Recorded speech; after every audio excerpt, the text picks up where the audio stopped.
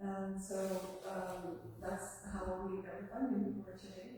And I'm very happy to be able to do this because we often think about ways of expressing ourselves, through talk, right? But there are many ways that we can express ourselves, and sometimes it is through art. And, sometimes that is through the use of color and, the use of emotion. So today it's gonna be pretty informal, and we're gonna talk about color theory and emotion and how the two relate, and then you're going to get an opportunity to paint, and quite a bit of time is spent painting, and you'll get to choose whatever colors you want to use, and then we will talk about your paintings and what you painted and what you were feeling while you were painting what you paint. And that's really what we're going to do. So don't be scared. I'm not going to be psychoanalyzing or anything. Just sharing with you some information and having some fun and see where we go.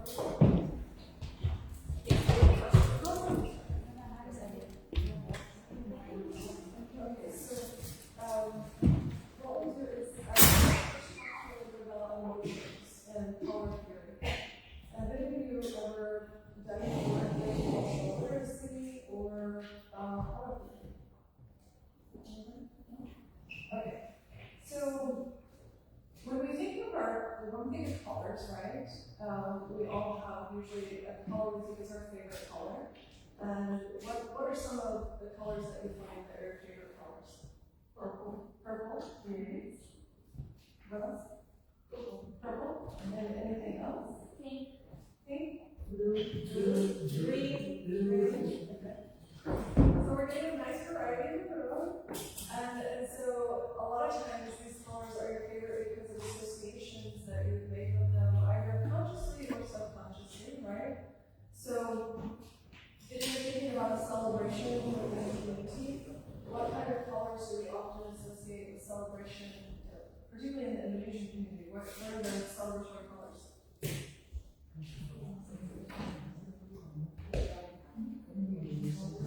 Maybe like red? Red and white. Hah?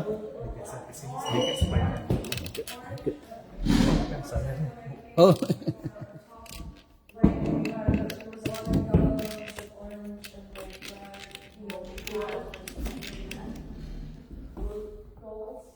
So we kind of celebrate everything. See those as like celebratory colors. What are colors that we associate with like funerals? Yellow flag. Right. Yellow flag. That's like telling people that there is someone passed away. Yellow flag. Okay. So yellow. Any other colors? Black. And anything else? Green. Sometimes white. Yes. Okay. And so there are certain colors that we associate with certain events that bring up certain emotions, right? And this is going to be different culture to culture. So, in the United States, for example, you might see in the dominant culture, you might see people wearing white wedding dresses. If we were to look at South Asia, we would see red and gold, right? If we were looking at Indonesia, we might see what colors for a dress, for wedding. Black and gold. That is a tradition. Black and gold. Yeah. Yeah, so there's different associations of color with different cultures. Here, what would you associate with the wedding dress? Wedding dress? White, gold. White and gold. And, I'm sorry, what is your thing? It's SUBUH. SUBUH. What would you say to that question? What colors I associate with weddings? I'm Bangladeshi, and it's like red and I would say gold or something like orange. Okay. So reds, golds, orange, the bright colors. In really old America, they would wear pink, right? Instead of white, they were like a really faint pink. So, depending on our tradition, we're going to associate different colors with different events, which are going to evoke different feelings. There are some ideas about feelings and color that sort of go across, culture because of just how it affects your eyes.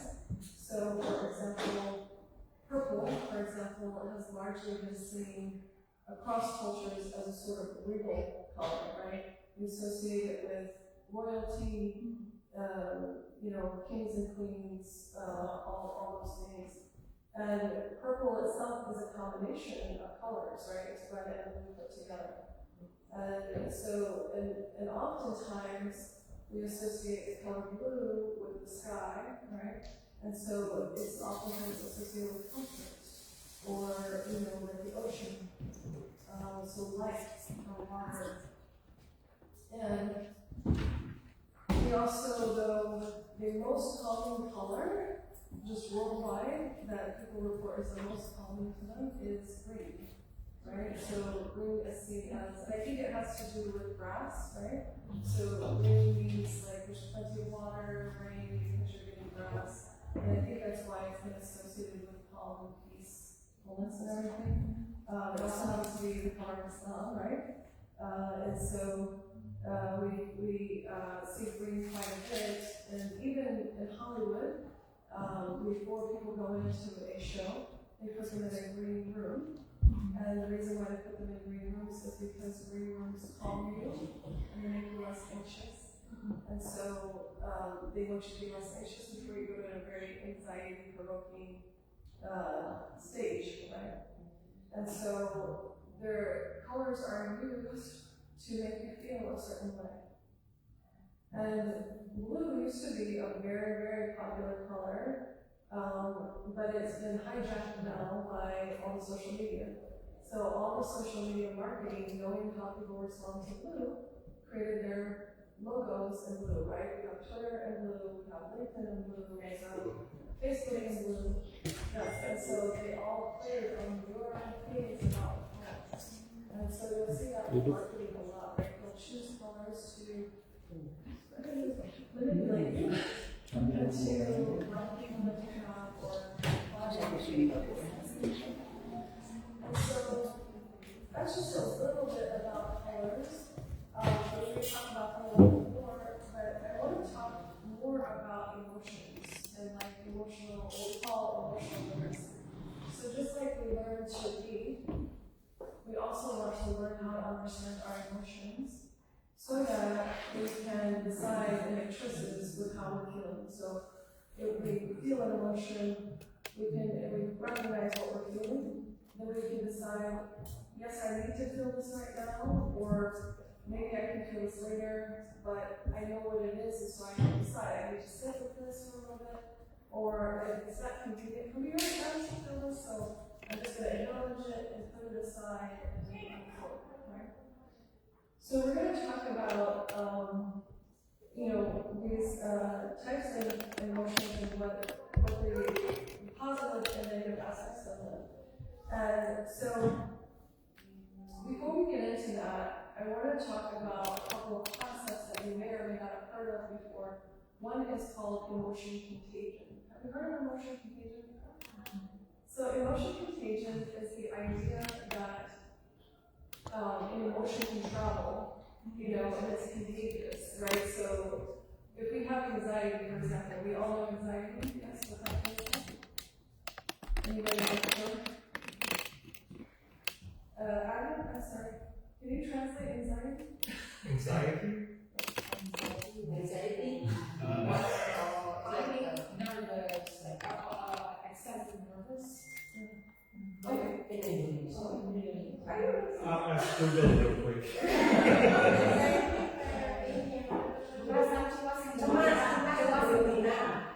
Yeah.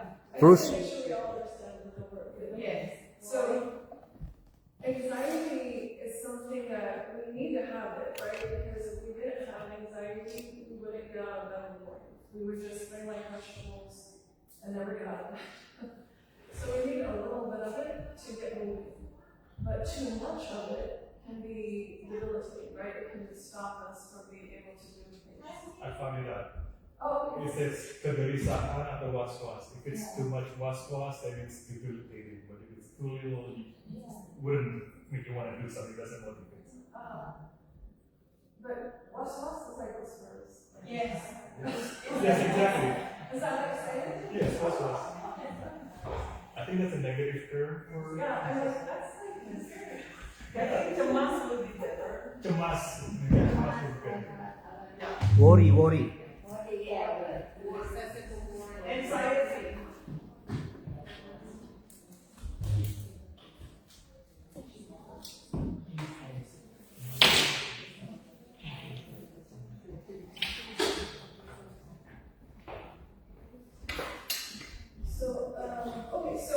So in a family, right? So or a community, if somebody is feeling anxiousness is one of those things that travels. So like if I'm feeling, even when I say the word anxiety, you can feel energy in the room, raise up a little bit, right? And if somebody is feeling anxious, it's going to travel around the room until somebody says, okay, I'll hold the anxiety for you. And in families, we pass this around like what we call a hot potato, right? And because it travels, and it's like a hot potato. You don't want to hold it because who wants to be anxious all the time, right? Nobody wants to do that. But usually in every family, one or two sometimes people hold the anxiety for the whole family. So you might be able to identify that in your own families, like if you are the one or somebody else in your family is the one who holds all the anxiety. But it's contagious, and so it moves around like a hot potato. It's like, here, no, you hold it, and somebody usually says, okay, I'll hold it. But I just want you to get the concept right now of emotion contagion. So there are some emotions that are contagious, right? Anxiety is one of them. Another one of them is joy, and we'll get into joy in a little bit as well. But just the concept of emotion contagion. So emotion can travel around. So if the system, whether it's the family system, or the community system, or the country's system, is having particular emotional waves, right? It can travel around and affect people, right? This is where we get the concepts of elation and mourning, for example, because everybody feels the grief, right?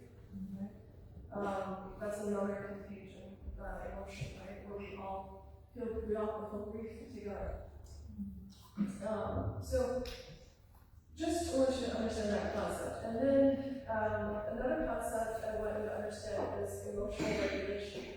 So emotional regulation is the idea that we have all these emotions, and we can understand them and make choices with them and regulate how we use them. Versus emotional dysregulation, where we're feeling all these different things, we don't know how to control them, we don't know what to do with them. Young people call this being messy. There's a lot of ways in which emotional dysregulation can be very negative because it's like spilling on people, right? So somebody's having a bad day and they just vomit their bad day on you, right? They tell you all the negative things that are going on in their life, or and you start to feel like this, negativity. And a lot of times that comes from emotional dysregulation versus emotional regulation might look like, I noticed that you're sad, I noticed that your face looks like you're sad, and I say, oh, I noticed that you're sad. And you say, yes, I'm sad, but I'm okay. Like, I'm handling it, right?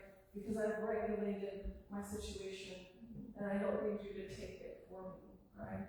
So we have an opportunity to both have regulation or dysregulation. We have more of an opportunity to be regulated when we understand our emotions and we're able to make choices. Okay, so let's get into some of the emotions. So we'll start with one that is really popular in our Muslim community, which is the emotion of shame, right? So we talk about shame a lot in our community, but I'm going to ask us to keep a very open mind about what shame is, because it's often misused, right? It's often misused. So what I mean by that is, we have a culture of thinking that there are good emotions and bad emotions, right? But in truth, all emotions have both positive and negative qualities. And I'm hoping today that I can convince you that some of the traditional emotions that you thought were bad actually have positive qualities. And vice versa, right? Some of you what they traditionally thought was good have some negative drawbacks to them as well. But shame is actually an emotion that can be used in a very positive way. It can actually be a good friend to us and helping us keep our integrity, if we understand it. The problem is, in our communities, for too long, we've been using it for everything. So you get a bad grade on a test, shame. You are standing up tall enough, shame. You fall down and hurt your knee, shame. And so it's overused and misused. True shame is when you've done something so awful that if you were to tell your family and friends, they would flee from you. Right? And in our understanding of our Dini, right, that's very few things, right? There are a few things that are sort of morally wrong, that if we did them, our family and friends would flee from us. Outside of that, what we're seeing is not shame, it's something else, right? And so for a very long time we misused shame, but shame can be a positive emotion when you use it correctly, which is to say, somebody's listening? Which is to say that when we do something that reaches the level that's so bad, that if we were to talk about family and friends, they would flee from us. That's really when we should only be using shame. Outside of that, we want to figure out what it really is that we're trying to communicate that, right? Maybe it's disappointment, maybe but it's not shame, right? And so if we are feeling shame, if we're feeling the emotion of shame, what we want to ask ourselves are a couple of questions. Who has been hurt, right? And what must be made right? So when we are feeling the emotion of shame, that's what we're being asked to do, right? To reflect on who's been hurt and what must be made right. And then when we answer those questions, we can either, make that alleviation, or sometimes we cannot, or we would just have to take it, encourage it not, because maybe it's not possible. But there are positive aspects to shame, and the positive aspects to shame are atonement. So the laws of shame to have atonement, to have integrity with ourselves, to have self-respect, and to create leadership, right? Saya bisa langsung ya. Dari Allah yang sudah terjadi setelah Alhamdulillah selamat pagi. Ar-Rahman-Ar-Rahim Maliki Yaumiddin. Iyyaka na'budu wa iyyaka nasta'in. Ihdinas siratal mustaqim. Siratal ladzina Sorry lagi. Thank you everyone. Today, inshallah, last day of our school, inshallah. So today, our teachers and our school staff have prepared something for you guys. So inshallah, try to join all the event activities that they have prepared, inshallah. So thank you for attending our school. We have been starting last September, right? It's been almost 3 months and 5 months, 8 months for you guys for the school, and hopefully you get something, right? You get something or anything. Okay. Inshallah, inshallah you get something that on the summer program, inshallah, try to do something, not just like to be sitting in the front of the computer or your gadget and so on, right? Try to do something to improve yourself, inshallah, to utilize the time properly. No, you don't say, oh, I don't have anything. You know, when you grow up like us, you don't have time to do things. In our schedule, have a lot of things, you don't have enough time. So while you're still young, you might have a lot of time, so utilize to do something, to improve yourself, do something that benefit. You know, one of the, what is called, the wisdom in Islamic teaching is, the best person is the people who host will give most benefit to the community. So while you are young, try to do anything to improve yourself, anything that's good for you guys in the future, so you will give more benefit in your community, right? So one of the also another wise wisdom, you know, the worst person is people who his coming not make the group even, and his absence is not make the group out. That means you are there or not is doesn't matter. What that means? That means your contribution to the community is quote unquote nothing, right? So you come or not, it doesn't matter. If you have a friend, group of friends, set of friends, right? And then you come or not, your friend, you know, for the group doesn't make anything different. That means that's the worst person.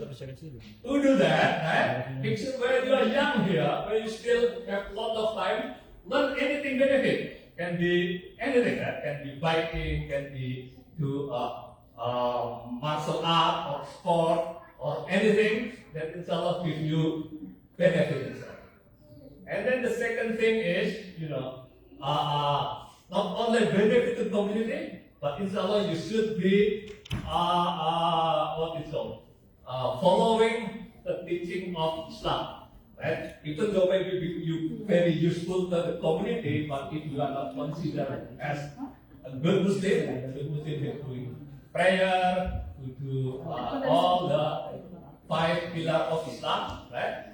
And then you consider in the eyes of Allah, in the day of judgment, your deed will not consider helping you in the day in the house. So inshallah, do a lot of things that make you have more skill, and then also still following the teaching of Islam, right? Reading the Quran, pray 5 times a day. I know here in the US is a lot of things. If you busy, if you forgot to pray, so praying is only 5 minutes or whatever. Try to pray in any condition, in any situation. There is no excuse. If you cannot find a place to pray properly like this in the masjid and so on, you can still pray with sitting. Right? Because here maybe not easy to find a place to pray, yeah, you can do still sitting or in the car, for example. But try to miss any prayer. Okay? That's for the kid. For the parents, Bapak Ibu semuanya, for the parents,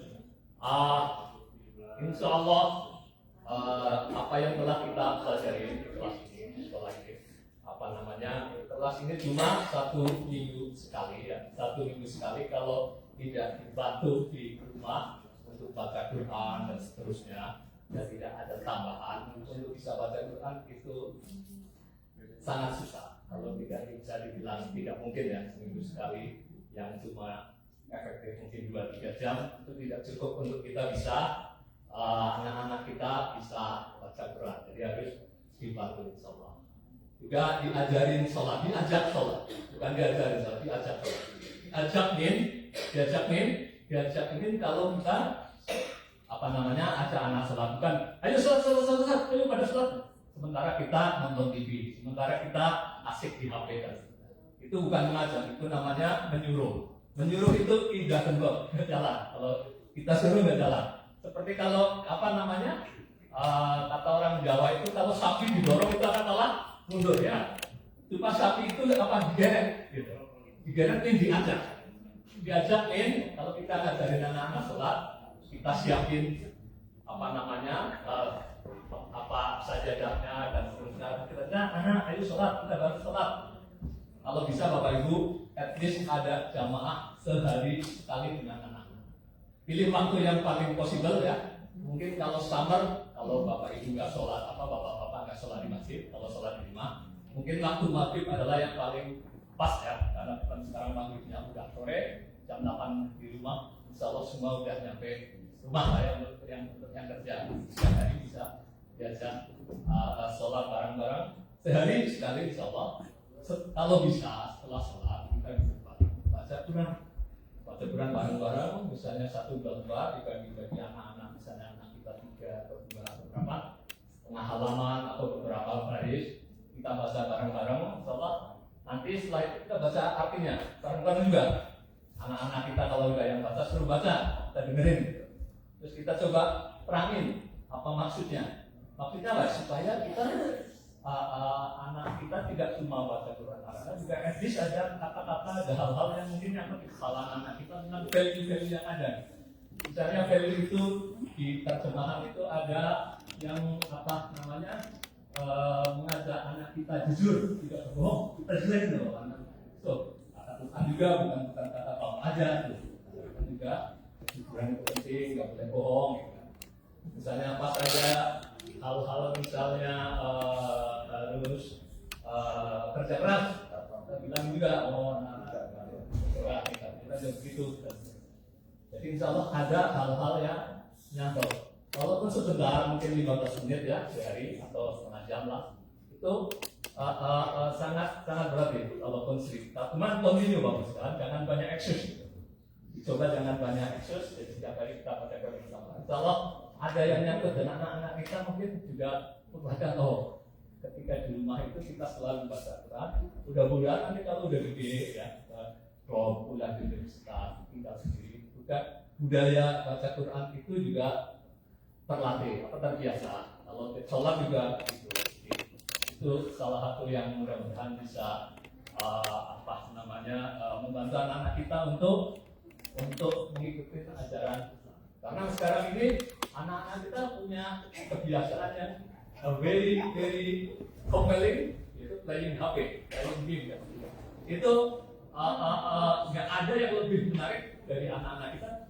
Itu nggak ada yang ngalahin lah ketertarikan anak-anak kita untuk main HP. Menteri Pendidikan kita itu juga nothing can beat the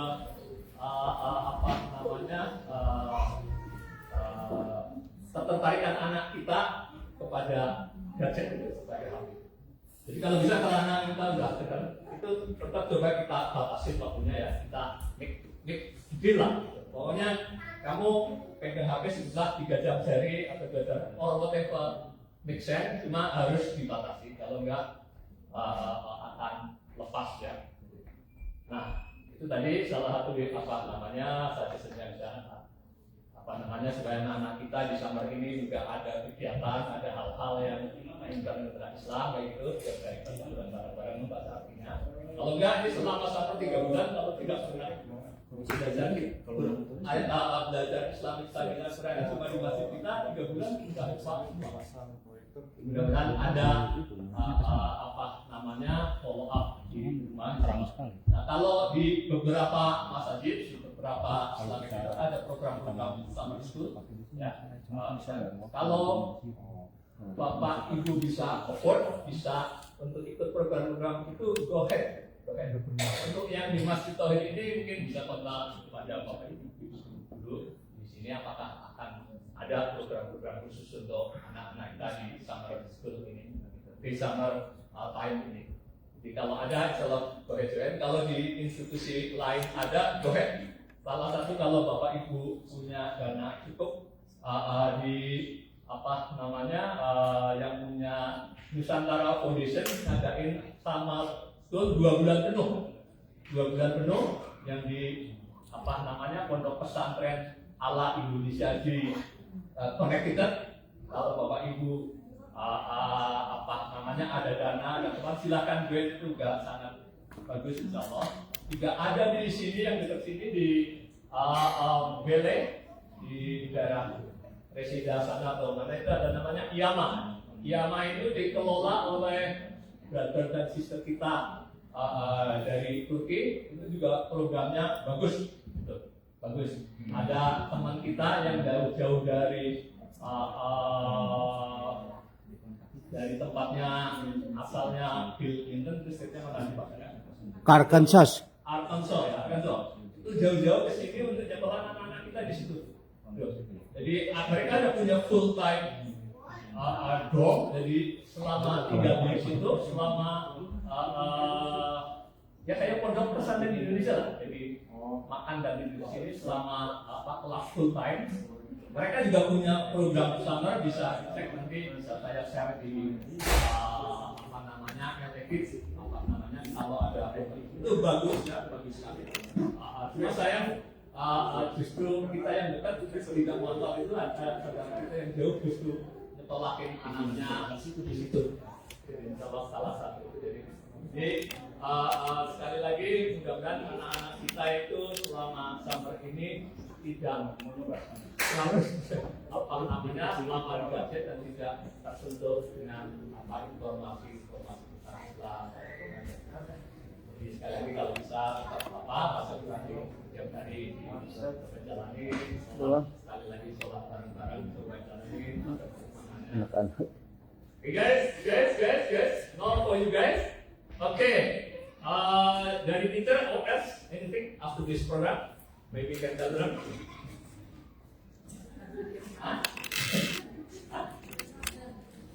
After this,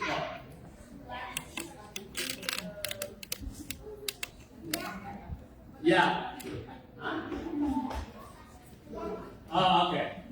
Okay. After that, there is some fun activity. There is yoga, there is watching movie and so on. It's a lot upstairs. Yeah. Upstairs, try to join. And there is also prize. Yeah? So again, can you put the cell phone down again? Just couple minutes. So inshallah, try during the summer time again. Try to use the time wisely. Don't stay in your gadget all the time. Try to do anything benefit. Inshallah, in the future, you guys will become the person that will give a lot of benefit to the community. Not the person that you're coming or not, it doesn't care. Okay, I don't like to talk too much. I know my speech is very boring, right? But inshallah, okay, thank you very much. Inshallah, enjoy the program. Inshallah.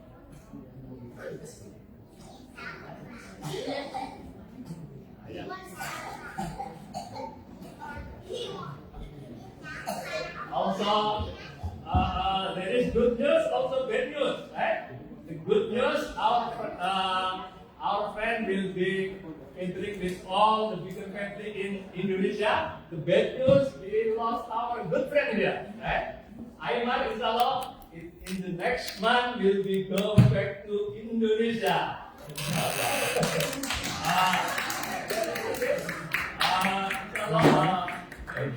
Ayman will say something.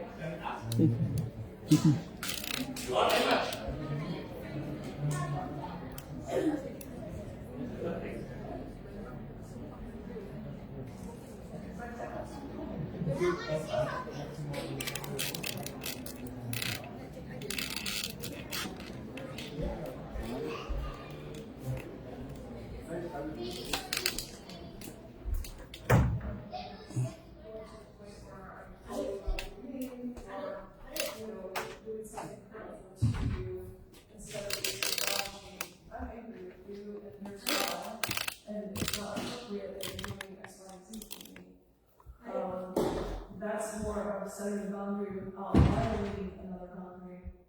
When we see people violating, going too far with their anger, they, call people names, they become violent, they, maybe do mischievous things, and that's going too far, right? That's going too far. Okay, so another emotion that is very related to anger, which is the cousin of anger, is sadness. And again, sadness has a lot of positive qualities to it, and it can become your best friend. And what I mean by that is an active sadness allows you to let go of things. So when we hear somebody sigh, for example, like, right? We call this an active sadness. This is how we let go of things. We let go of things through the breath, we let go of things through tears, we let go of things through perspiration, right? When we're working out, when we perspire, we're literally letting things out, toxins out of the body. When we cry, we literally are letting toxins out of the body. There are toxins that are released through tears that leave the body when we cry. Same thing with our breath. And if we do audible breathing, where you can hear your breath, right, where you go, right, where you can hear your breath, you're letting additional toxins out of your body. So there are things to, like, audible exhaling. And so sadness can have a positive aspects of allowing us to release, having fluidity,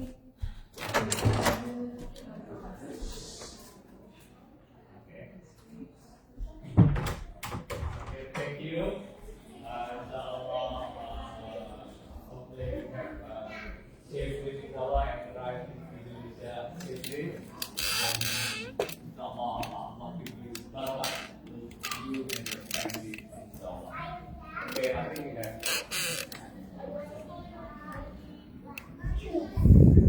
Okay, I think that's all from me. Again, thank you very much for joining the school.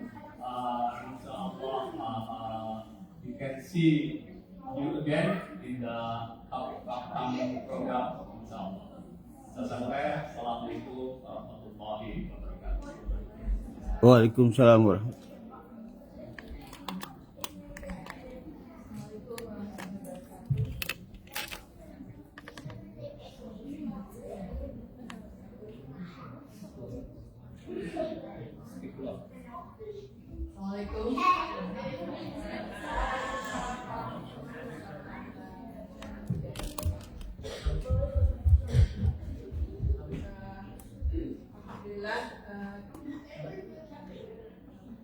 Alhamdulillah, Sabtu. Terima kasih Ibu, Bapak, hadir Masjid At-Thohir untuk penutupan. Terima kasih kedatangannya, terima kasih percaya untuk mengkonsisten atau belajar di sekolah info itu ini spesial ya. Itu spesial karena Ibu ini terus maju. Kenapa terus maju? Ibunya masih ada di sini. Berarti tidak dimaafkan ya. Saya tahu kan ada anak-anak yang tidak mau perjuangan perjuangan dari Ibu semuanya antara oke semo atau sampai tadi appreciate sekali yang masih bisa ada mesti bisa dia anak sehingga masih datang untuk sekolah satu awal. Tapi ini perjuangan dari saya jihad lebih ya jihad lawannya guys lawannya main. Alhamdulillah Allah boleh meskipun di sana sini ada kesalahan intinya kita tidak spirit sempurna yang itu makanya kita tidak sempurna karena Allah membuka pintu maaf ya. Kesalahan kita kelalaian kita beri kesempatan untuk memohon maaf. Makanya tujuan kita di sini kita sama-sama ya. Kita nggak bisa berdiri tadi kan kita hanya seminggu sekali. Jadi tidak mungkin waktunya seminggu sekali dan semuanya dapat, jadi semuanya harus bisa. enggak gitu. Kita hanya mengasih jalan. Sebetulnya prakteknya itu di rumah, prakteknya itu bersama orang tua masing-masing. Semoga ada yang nyangkut ya, meskipun nanti masuk sekolah itu kadang tidak semuanya gitu. I don't learn anything gitu kan. Ini memang harus dipraktekkan. Semuanya kecil, insya Allah itu bekal ya. Bekal. Nanti kalau udah SMA, ya mana adik nomor. Ya kalau udah SMA itu udah lebih banyak kerjaannya, udah excuse-nya udah banyak dan kita terima excuse gitu. Mau perform atau do something, deadline kayak gitu. Nah itu sebetulnya kalau sudah terbiasa ketika kecil itu deadline, walaupun homework kecil yang dituliskan, ya makanya itu ketika yang kecil ini itu sejak dari kecil sudah dibiasakan biasa. Itu udah berjalan Aiman, Alfira, nice to have you here. Yeah, but I think I can keep you. Have to go. Yeah, Aiman. Yeah, that's fun. Yeah. You say you're annoying? Not at all. I'm going next. You get at the time. It's the thing. Okay. Ya, sekian dari saya. Say something.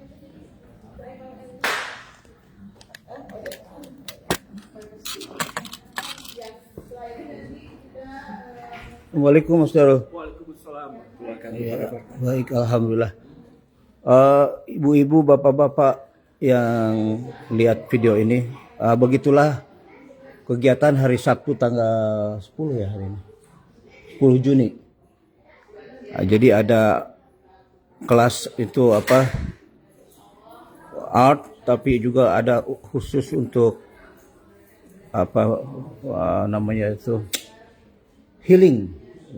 Terus itu tadi ada Ibu Guru dan Pak Guru Mas Adji dan Ibu Dini ya begitu. Dan nanti ada Ustadz Anis juga ada acara. Hari ini memang banyak acara sekali, alhamdulillah.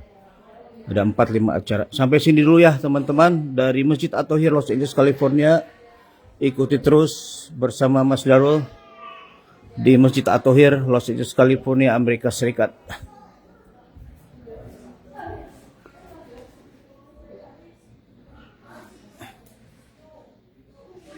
Nah, ini websitenya ya. Assalamu'alaikum warahmatullahi wabarakatuh.